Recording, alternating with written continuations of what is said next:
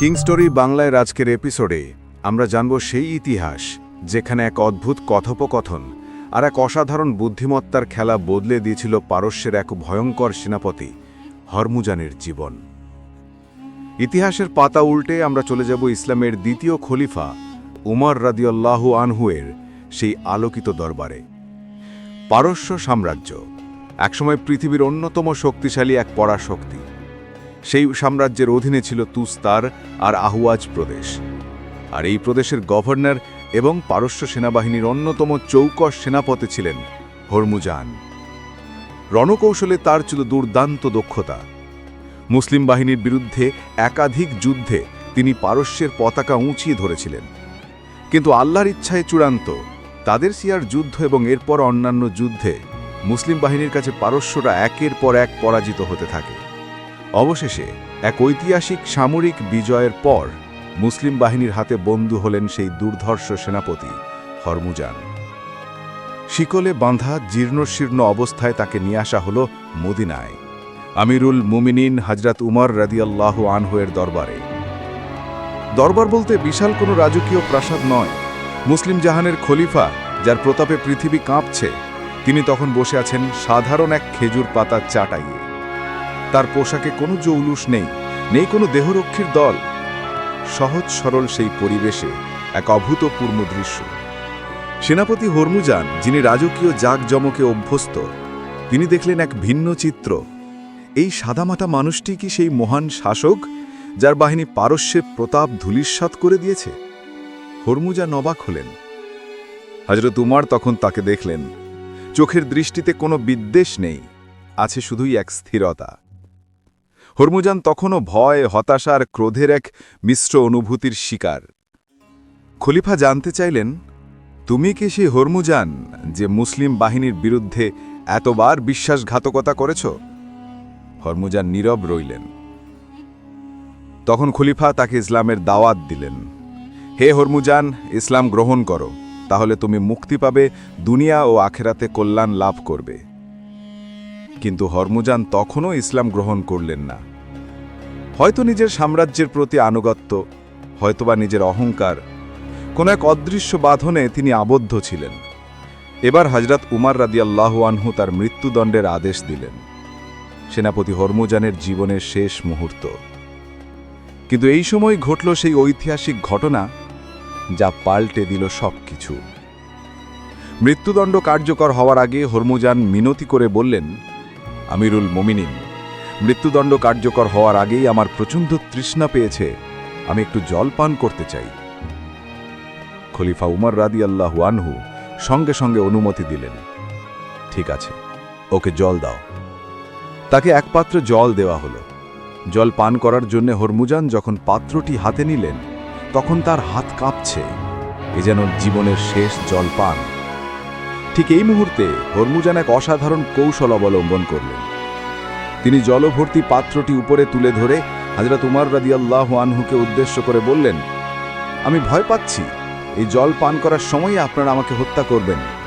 দয়া করে আমাকে এতটুকু আশ্বাস দিন যে জল পান শেষ না হওয়া পর্যন্ত আমার কিছু হবে না। খলিফা উমর রাদিয়াল্লাহু আনহুয়ের কাছে এই মুহূর্তটি ছিল এক বিচারকের। বিচারের আসনে বসে তিনি কখনো মিথ্যা বলতে পারেন না। ন্যায় ও ইনসাফের প্রতীক তিনি দৃঢ় কণ্ঠে ঘোষণা করলেন, ঠিক আছে, আমি তোমাকে আশ্বাস দিলাম, যতক্ষণ পর্যন্ত তুমি এই পাত্রের জল পান শেষ না করছ, ততক্ষণ পর্যন্ত তোমার কোনো ক্ষতি করা হবে না। হরমুজানি কথা শুনে কিছুক্ষণ ভাবলেন। তারপর সবাইকে অবাক করে দিয়ে হরমুজান হাতের পাত্রের জল মাটিতে ফেলে দিলেন। দরবারে সবাই অবাক, এ কি করল সেনাপতি? হযরত উমারেও কিছুটা বিস্মিত হলেন। তিনি জানতে চাইলেন, হরমুজান, এ কি করলে? তোমার তো তৃষ্ণা পেয়েছিল। তখন হরমুজান সেই অবিশ্বাস্য উত্তরটি দিলেন। এই উত্তরেই লুকিয়েছিল তার বুদ্ধিমত্তা। আমিরুল মুমিনিন, আপনি আমাকে ওয়াদা করেছেন যে এই জল পান শেষ না হওয়া পর্যন্ত আমার কোনো ক্ষতি হবে না, কিন্তু আমি তো জল পান না করেই তা ফেলে দিয়েছি। তার মানে আমি তো কখনো এই জল পান শেষ করছি না। তাই আপনার ওয়াদা অনুযায়ী আপনি আমাকে হত্যা করতে পারবেন না। দরবারে উপস্থিত সবাই স্তম্ভিত। এ কেমন চালাকি! এক বন্দী সেনাপতির অসাধারণ উপস্থিত বুদ্ধি। হযরত উমর রাদিয়াল্লাহু আনহু এর হাতে তখন মৃত্যুদণ্ডের আদেশ কার্যকর করার কোনো সুযোগ রইল না। কেন? কারণ তিনি যে ওয়াদা করে ফেলেছেন, খলিফা কখনো তার ওয়াদা ভাঙতে পারেন না। ইসলামে ওয়াদা রক্ষা করা কত বড় একটি নৈতিক দায়িত্ব! খলিফা মুচকি হাসলেন। তিনি উপলব্ধি করলেন যে এই মানুষটির শুধু মাত্র সামরিক কৌশলী নয়, বুদ্ধিমত্তাও প্রখর। তোমার চালাকি সত্যি প্রশংসার যোগ্য, কিন্তু মনে রাখবে, একজন মুসলিম শাসক কখনো তার ওয়াদা ভঙ্গ করেন না। ঠিক আছে, তোমার জীবন রক্ষা করা হলো। হরমুজান মুক্ত হলেন, কিন্তু তার মন তখন অন্য এক ভাবনায় ডুবে গেল। তিনি দেখলেন যে এই শাসক, যিনি মুহূর্তে তার জীবন কেড়ে নিতে পারতেন, তিনি সামান্য এক বন্দির প্রতি দেওয়া একটি মৌখিক ওয়াদার কারণে তাকে ক্ষমা করে দিলেন। হরমুজানের কাছে এই ঘটনাটি ছিল এক নতুন দিগন্তের উন্মোচন। তিনি দেখলেন যে এই ইসলাম ধর্মের ভিত্তি শুধু তরবারির জোরে নয়, এর ভিত্তি ন্যায়, সত্যতা আর ওয়াদা রক্ষা করার মতো দৃঢ় নৈতিকতার উপর প্রতিষ্ঠিত। একজন খলিফা কতটা সৎ, কতটা ন্যায়পরায়ণ হলে এমন পরিস্থিতিতেও নিজের ওয়াদা রক্ষা করেন? এটাই ছিল ইসলামের সৌন্দর্য, যা হরমুজানের হৃদয়কে গভীরভাবে স্পর্শ করল। তখন হযরত উমর রাদিয়াল্লাহু আনহু তাকে জিজ্ঞেস করলেন, আচ্ছা হরমুজান, যখন আমি প্রথম তোমাকে ইসলামের দাওয়াত দিলাম, তখন তুমি কেন গ্রহণ করলে না? হরমুজানের উত্তরটি ছিল আরও বেশি তাৎপর্যপূর্ণ। তিনি বললেন, আমিরুল মুমিনিন, তখন যদি আমি ইসলাম গ্রহণ করতাম, তাহলে হয়তো আপনি এবং সাধারণ মানুষ বলতেন যে আমি মৃত্যুর ভয়ে ইসলাম গ্রহণ করেছি। আমি চাইনি যে আমার ইসলাম গ্রহণকে কেউ দুর্বলতা হিসাবে দেখুক।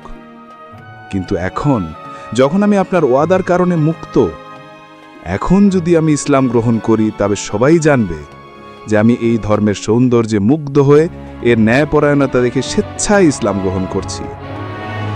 এই কথা শুনে হযরত উমর রাদিয়াল্লাহু আনহু এমন একটি কথা বললেন যা আজও প্রবাদ হয়ে আছে। তিনি বললেন, পারস্যবাসীদের জ্ঞান পাহাড় সমতুল্য। অবশেষে সেনাপতি হরমুজান স্বেচ্ছায় দ্বিধাহীন চিত্তে ইসলামের সত্যের আলো গ্রহণ করলেন। তিনি উচ্চারণ করলেন কালেমা শাহাদাত, আশহাদু আল্লা ইলাহা ইল্লাল্লাহু ওয়া আশহাদু আন্না মুহাম্মাদান আবদুহু ওয়া রাসূলুহু। তার ইসলাম গ্রহণ ছিল শুধু একজন ব্যক্তির ধর্ম পরিবর্তন নয়, এটি ছিল একটা প্রমাণ যে ইসলাম শুধু যুদ্ধ জেতার ধর্ম নয়, এটি ছিল মন জেতার ধর্ম।